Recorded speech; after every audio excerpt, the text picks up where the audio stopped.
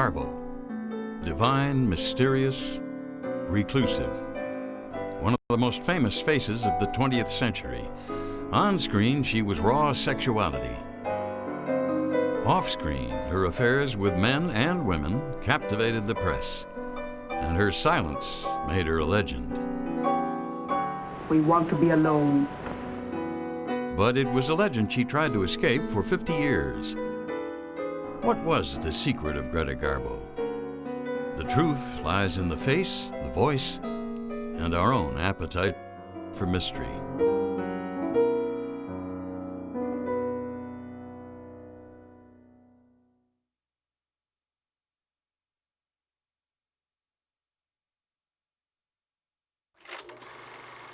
Nineteen-year-old Greta Garbo, upon her arrival in America, gave her first in only a handful of interviews.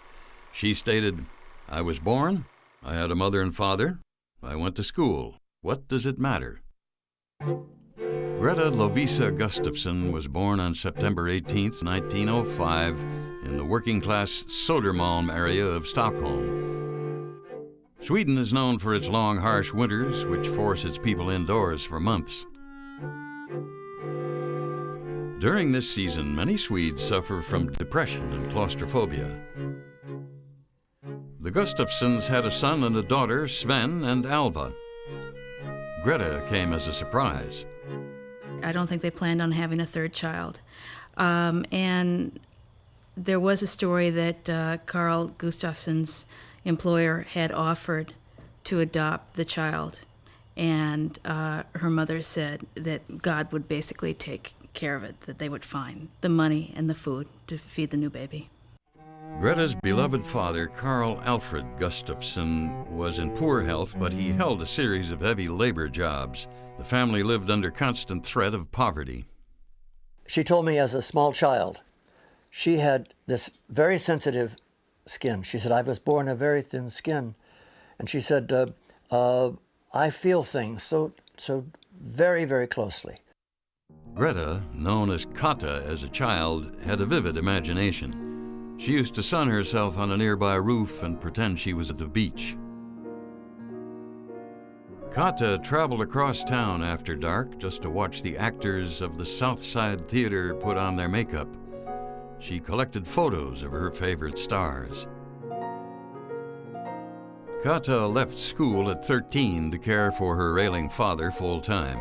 2 years later, he died from a kidney infection. When she saw her brother and sister crying, 15-year-old Kata reportedly said, "A great tragedy should be borne silently."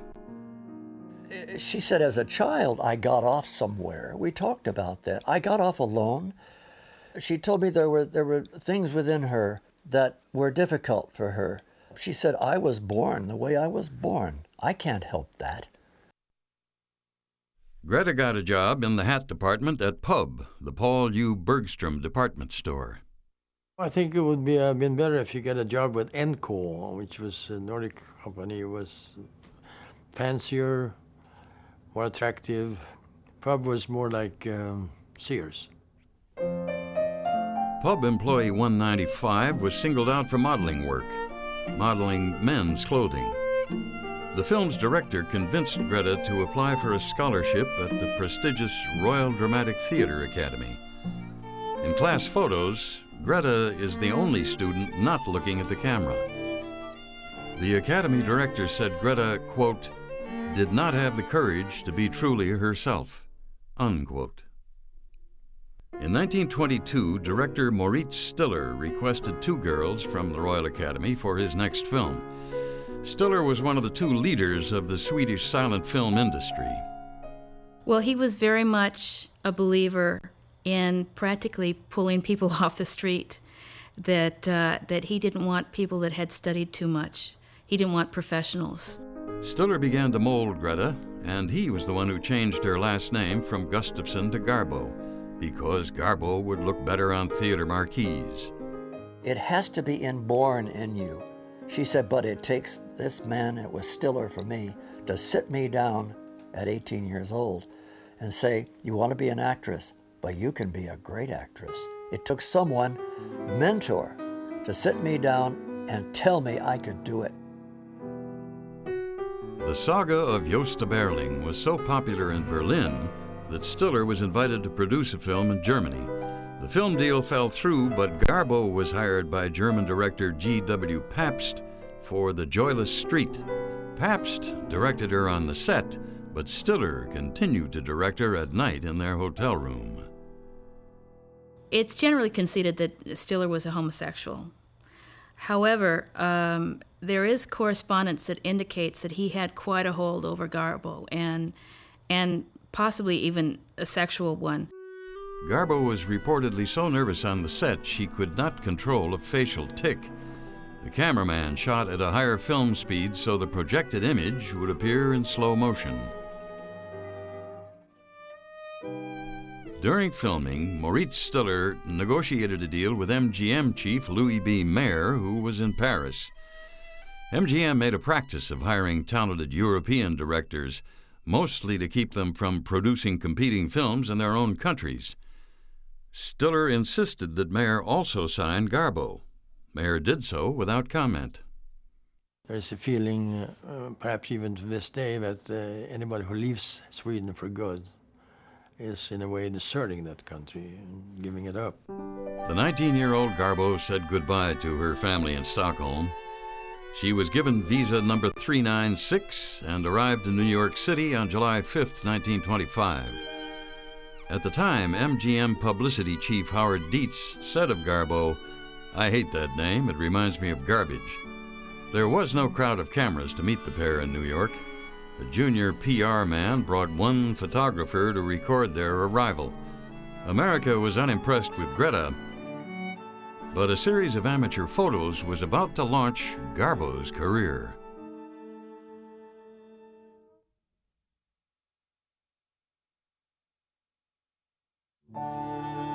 Metro-Goldwyn-Mayer kept Moritz Stiller and his protege Greta Garbo waiting for 2 months in New York in the summer of 1925. Garbo refused to give the standard studio-arranged interviews. She wouldn't leave the ice water baths where she took refuge from the heat. Painter Arnold Genth took this series of test shots in preparation for a painted portrait. On a whim, they were sent west to Louis B. Mayer, who did not recognize her as the actress Stiller had insisted he hire. He demanded that girl in the pictures report for work in Los Angeles immediately. Garbo and Stiller were assigned rooms at the Miramar Hotel, but they kept their distance from the Hollywood social scene. I think Garbo was always a little nervous inside. She was definitely high-strung, although she hid that. I mean, she had such a cool facade that nobody guessed what was churning underneath. MGM was unsure of how to package Stiller's protege, but they knew she looked great on film. After 3 months, production chief Irving Thalberg assigned Garbo to The Torrent. Garbo's natural manner distinguished her from more histrionic silent actors. She seemed relaxed and confident in the role of the vamp. It won her immediate casting in a similar role. MGM had found Garbo's identity. Off-screen, Garbo barely spoke English. When she tried to joke that she was an imported star but accidentally said important star, the crew laughed at her vanity. And she said, I did interviews in the 20s, the beginning, and she said, I felt that I sounded and looked stupid in these articles, and she said, I decided not to do them because it made me look ridiculous. And Stiller told me not to either. He says, well, just not do it.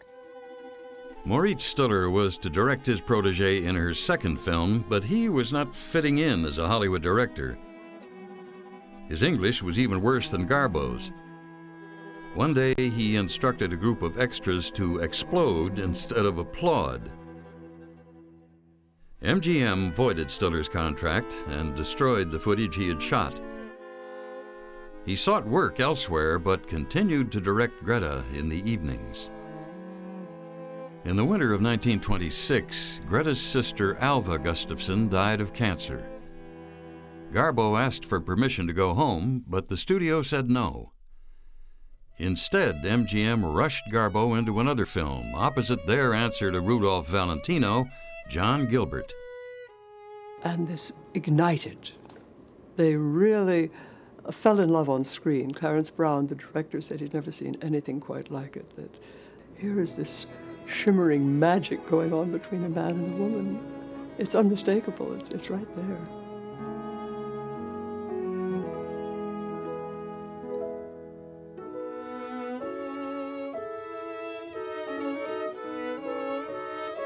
It was the age of jazz and anything goes, but it was also the era of prohibition and religious fundamentalism.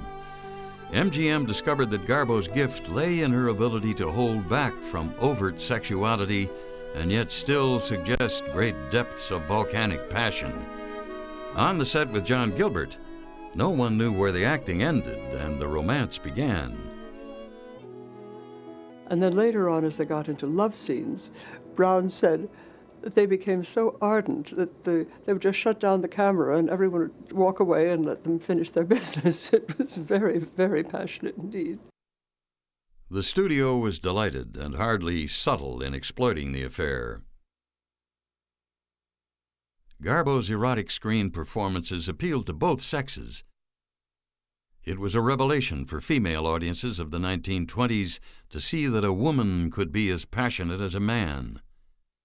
And I remember as a young girl looking at it and saying, I didn't know people looked like that. I didn't know they could be so beautiful. How does she bring out her feelings? How does that happen? And I think that most all young America felt that way about her.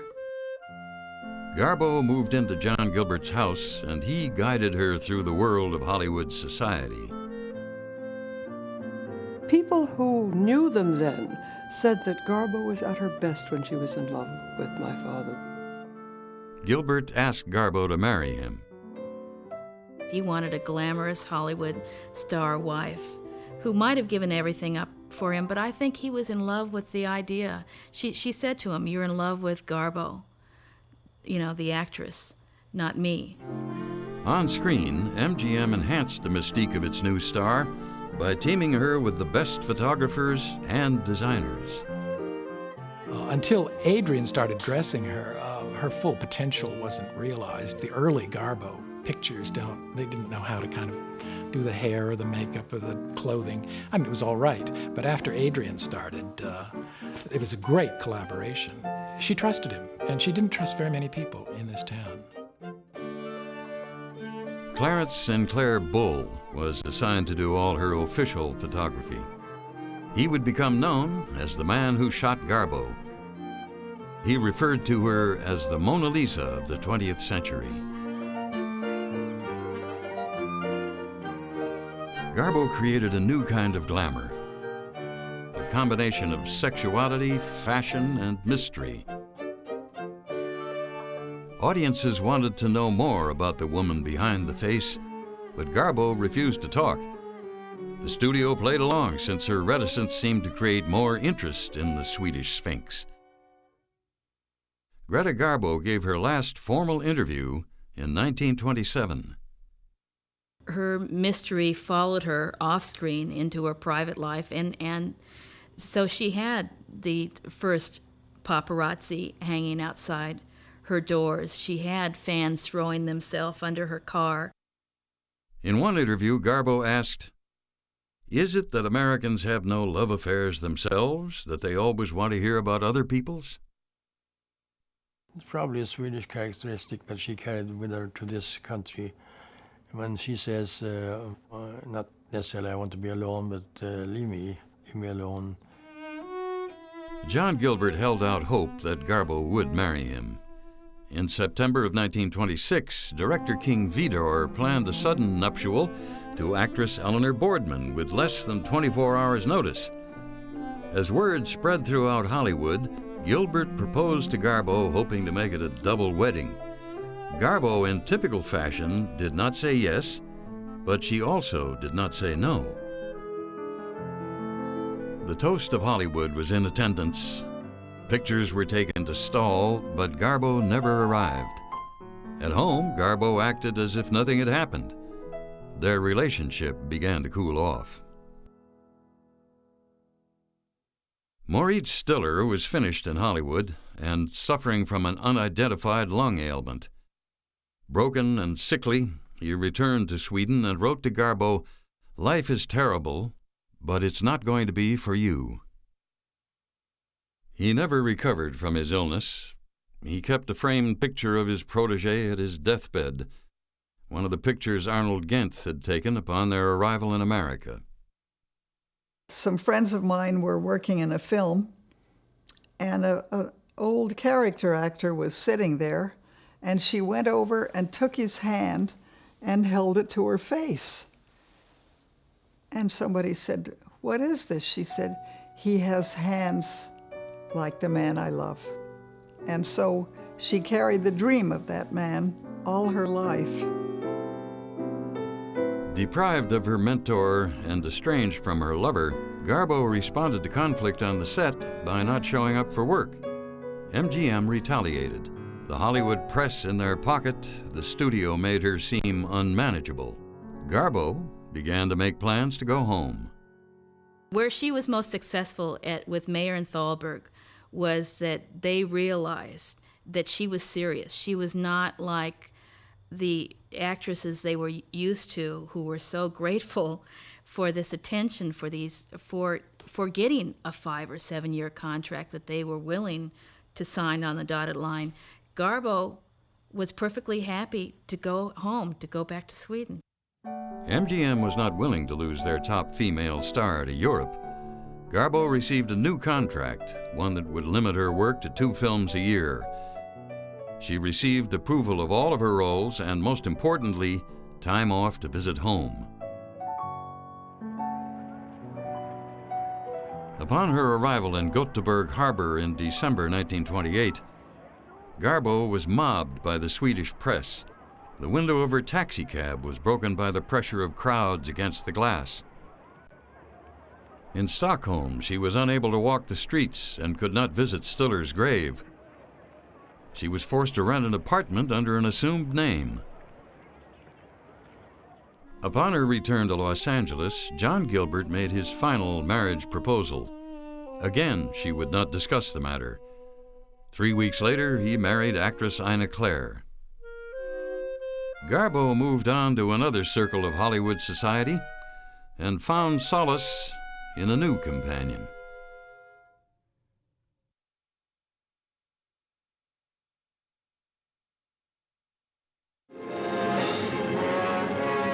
MGM had waited 3 years after the coming of sound to give Garbo a voice. After all, her Swedish accent might prove unpopular with American audiences.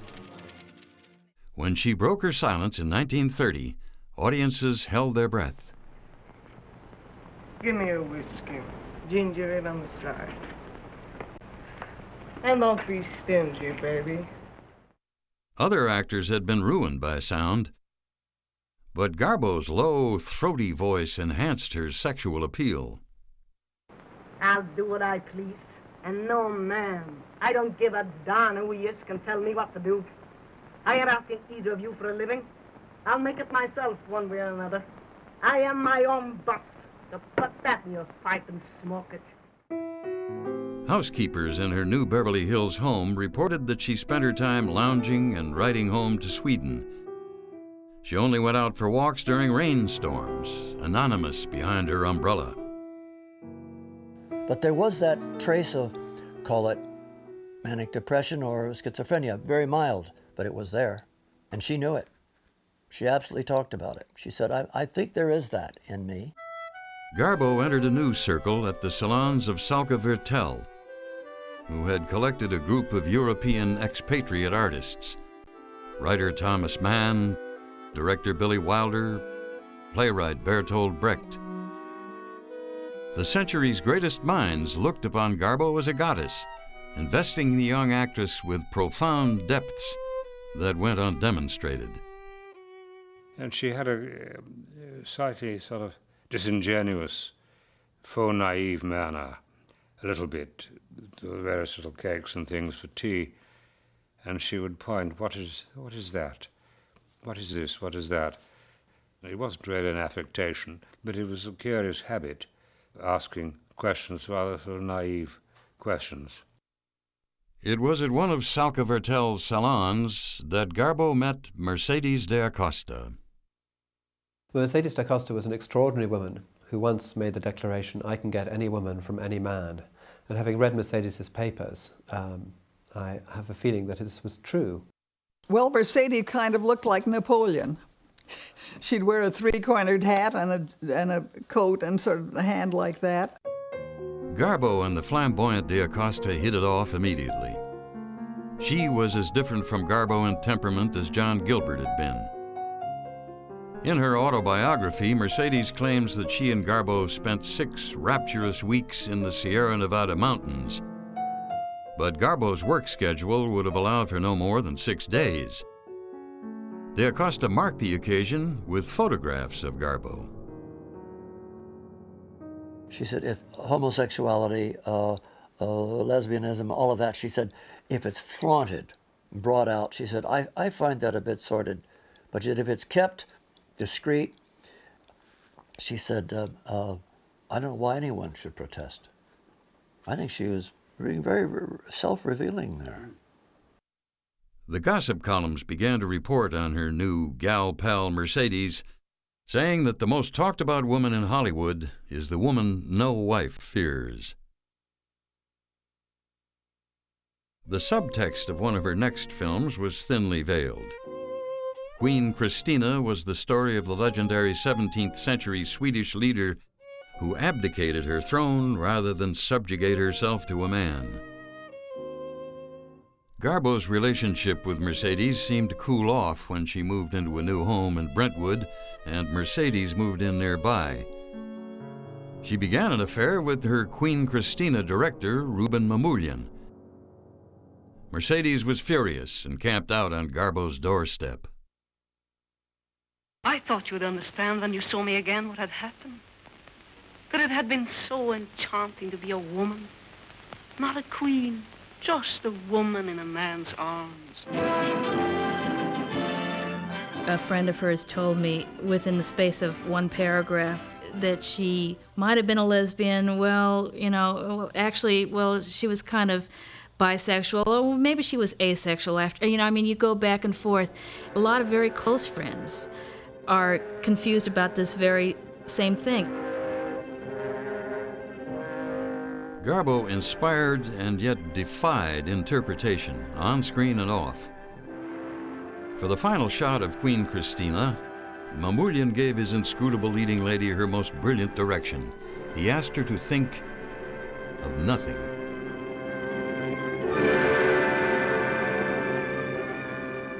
It's possible that she was quite an empty shell into which a clever director could pour more or less whatever he wanted. Mercedes de Acosta, Garbo's rejected lover, consoled herself in the arms of Garbo's professional rival, the gender-bending Marlene Dietrich. But when she ended her affair with Mamoulian, Garbo briefly reunited with Mercedes. Don't leave me ever again. She had her demons, definitely, not able to have a fulfilled sexual life away from the press. What would they say? What would they say? She would always say to me. Cast aside by de Acosta, Marlene Dietrich took up with Garbo's ex, John Gilbert. She played nursemaid as he drank himself into oblivion. When he died in 1936, Garbo was informed at a Stockholm theater. She left the house at intermission without comment. I could kill you for this. I'm not worth killing, Armand. I've loved you as much as I could love. If that wasn't enough, I'm not to blame. In the midst of the Great Depression, American audiences seemed to favor homegrown screen couples like Clark Gable and Jean Harlow. Garbo's cosmopolitan look was now making bigger profits abroad. You have given me much more than love, Napoleon Bonaparte. You touched me and gave me life. You lifted me up. The whole world went away from me. I will never know that little world again. MGM chief Louis B. Mayer quipped that the money her film Conquest lost could have paid for 3 or 4 forgettable, though profitable, Andy Hardy pictures. The money that was spent on one garment for a moment of film time was astronomical. The Garbo cost in excess of $30,000 in the early 30s. I mean, you're looking at 30 or 40 homes in that one dress. Yet this was done. She was a goddess. Goddess or not, her market value had dropped. Garbo quietly accepted a new contract with Mayer at a sizable drop in salary.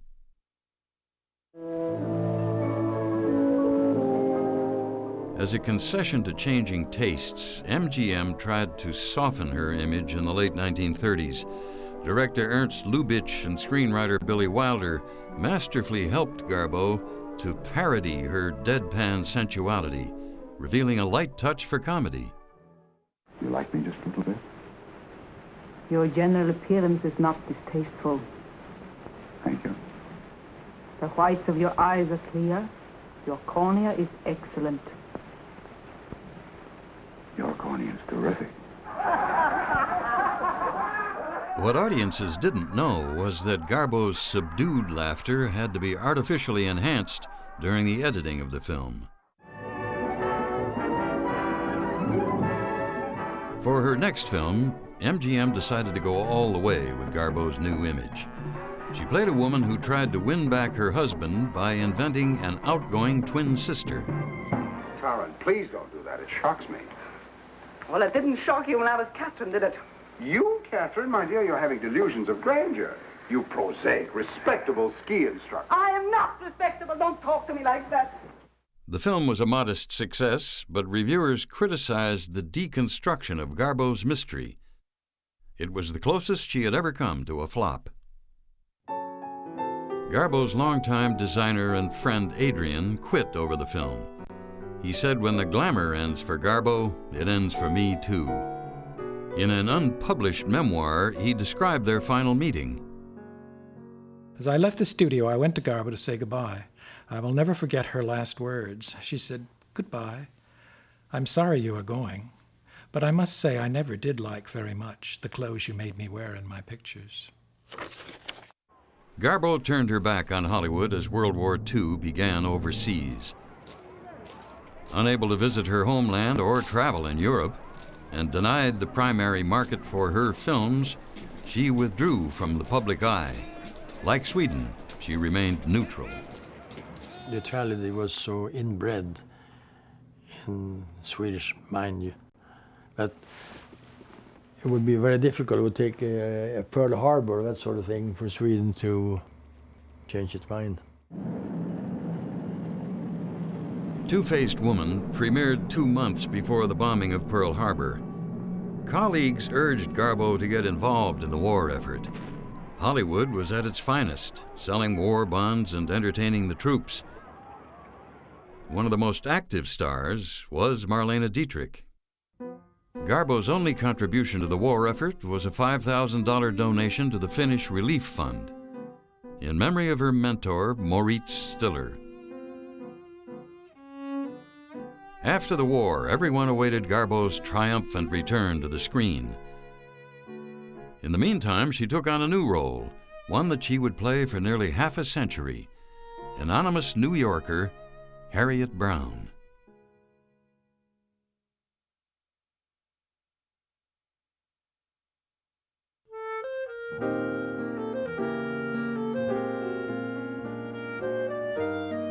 Hollywood's biggest stars threw themselves into the war effort. Greta Garbo kept out of the public eye, wandering around the United States. We call it flyttfågel. Literally means a moving bird, a bird that cannot stay put. Has to move. It is its nature.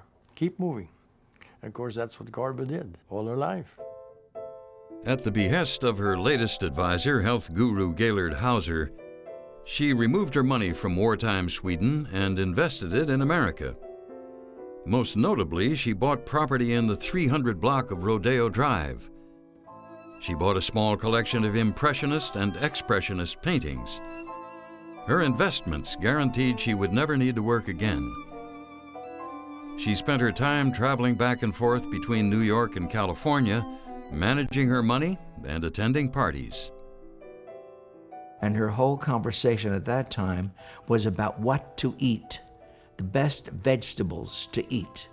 And of course, as she talked, you became so engrossed in her face that you almost became deaf to what she was saying. She had her Prince Valiant hair, black velvet slacks, little white blouse, and cotton in her ears. And after a few moments, I said, Miss Garbo, why do you have cotton in your ears? Oh, she said, Mr. Fry, I have a hole in my head, and here at the ocean, the breeze goes right through it, so I stuff it with cotton. During the war years, Garbo spent time with George and Valentina Schley, who ran a fashion company called Valentina Gowns. They really liked each other instantly. And then for a while, it was a threesome. It was Valentina. In fact, Mrs. Seligman told me she thought that Garbo had an affair with Valentina.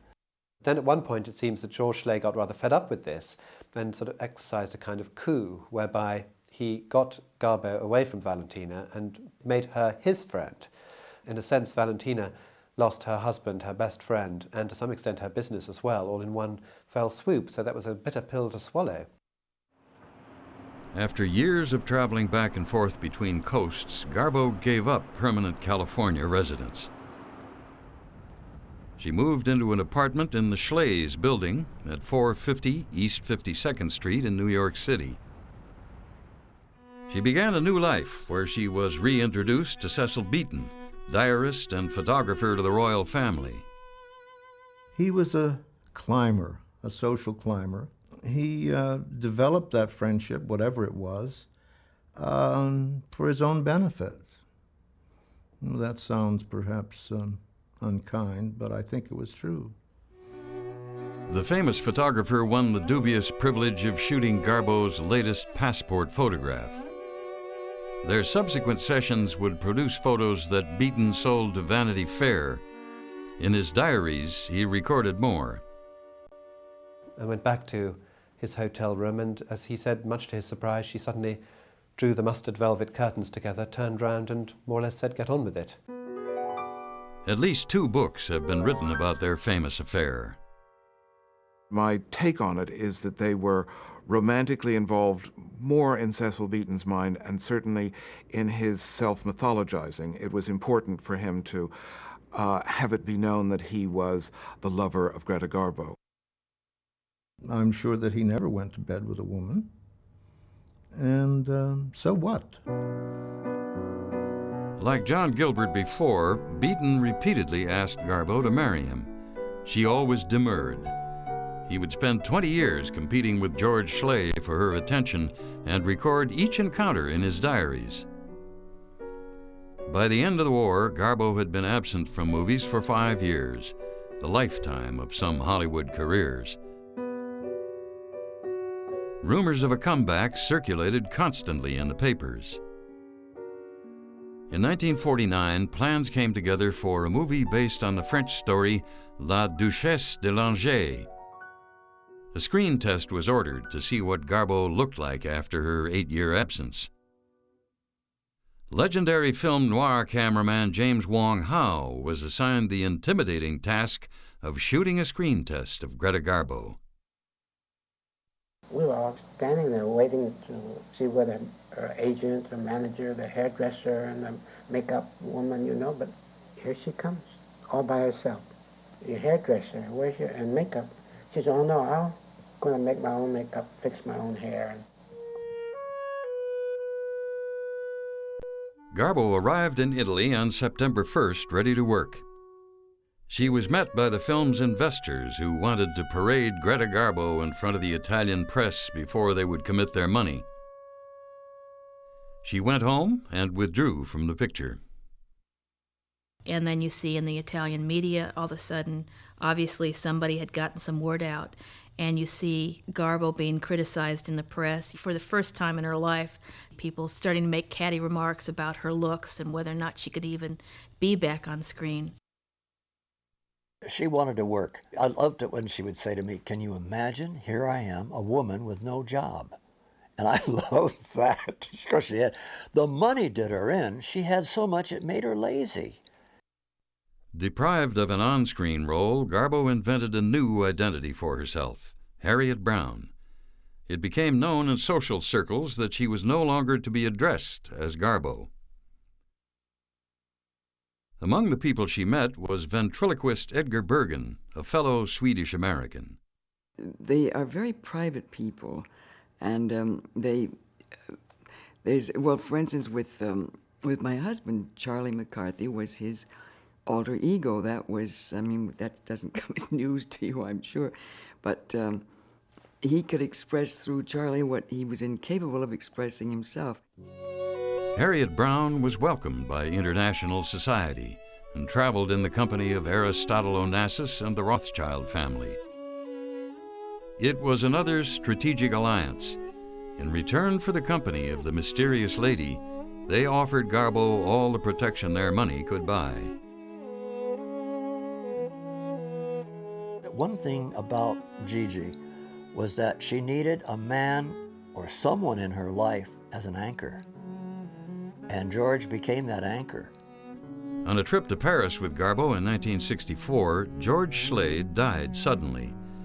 His widow Valentina called in a priest to exorcise Garbo's presence from their New York apartment. And they spent the next 25 years avoiding each other in the building they both shared, separated by 4 floors. Penniless, dying, and estranged from Garbo, Mercedes de Acosta had published her memoirs in 1960. She wrote in poetic detail about meeting Garbo and their subsequent affair. And Mercedes somehow was mysteriously always there. I mean, when they were in California, she was in California. When Garbo moved to New York, surprise, surprise, Mercedes is living in New York as well. And Mercedes was one of those figures who just hung in there till the end, and was absolutely miserable in the last year or so of her life when she was really very, very ill, that Garbo wouldn't make a sign of life at all. In 1971, Cecil Beaton published his diaries. Garbo ended their relationship. He died in 1980. Garbo's era had passed. She had outlived most of her lovers and co-stars. The woman who remained filled her time with window shopping and watching game shows on television, especially Hollywood Squares. She reportedly hired a clipping service to monitor mentions of her name in the press. Like an ever-curious public, Garbo wanted to know what a world she had renounced long ago said about her.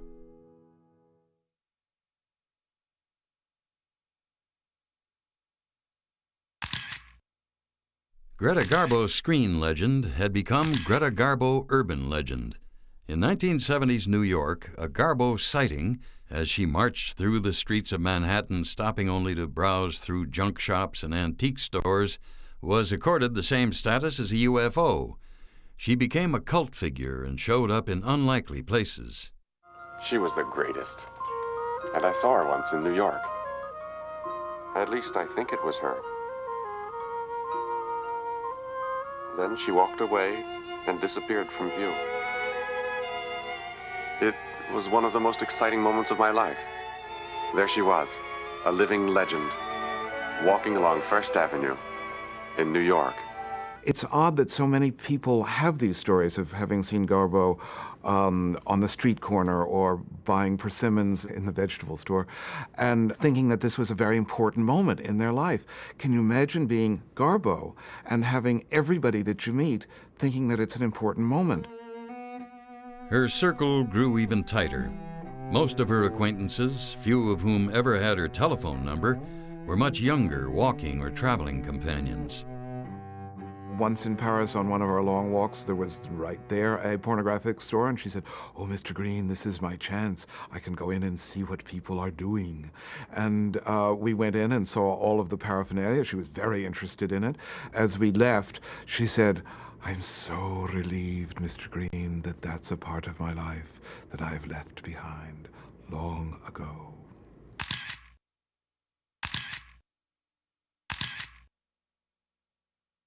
But an appetite for Garbo's image remained. no longer for the face once called the Mona Lisa of the 20th century, but for what had become of it. Photographer Ted Layson spent 12 years feeding the appetite. And she knew that I would be around every time she comes out. So she walks like 4 or 5 blocks to sort of feel it, whether I'm around or not. And then she would start to relax, look at the windows. And then that's when I start, getting moving close for the shot. She said, I've lived trapped in my life. And she would repeat to me again and again, it's been a wasted life because I couldn't live a private life the way I wanted to. They always sought me out. I'm despicable for being a paparazzi, taking pictures of people, not knowing. I don't really care. I think one of these days, these pictures will stand the test of time. Like the artists and the impressionists, they were derided. Greta's kidneys began to fail in the late 1980s. She could no longer take her walks, thus ending her already limited contact with acquaintances. She said, I'm retreating more and more into myself. Will you please understand that? And the last thing she said to me was, Arrivederci. In her final years, all that remained were relatives. Her niece, Gray, daughter of brother Sven, arranged for her aunt to undergo dialysis treatments. Gray's family found Garbo witty and playful in the role of the eccentric great aunt. On Wednesday, April 11, 1990, she went for her regular dialysis treatment, but did not return. She died on Easter Sunday. No, I think death, we talked about it. She said one day it will come, and she said that'll be a happy ending. I'm sure that will be a happy ending. When asked about her personal papers before her death, she told an acquaintance she wanted them burned up, just as she wanted to be cremated. Her relatives chose not to bury her in the Gustafson family plot, fearing that even in death, Garbo would not be left alone. The location of her ashes remains undisclosed. I'm sitting now. Garbo's niece inherited an estimated $55 million in investments and property. Before Sotheby's auctioned off the contents of Garbo's apartment, they were put on public display. It would be the only visible evidence of Greta Garbo's private life. Impressionist masters and items of questionable worth would all fetch 25 times their appraised value, over $19 million in all, to own a piece of the Garbo puzzle. They say the only thing an actor owes the public is a performance. That much Garbo gave. Whether she had nothing to say or simply said nothing doesn't matter. Hers was a perfect face, a blank screen onto which the world projected what it needed to see. Her silence told us what we wanted to hear.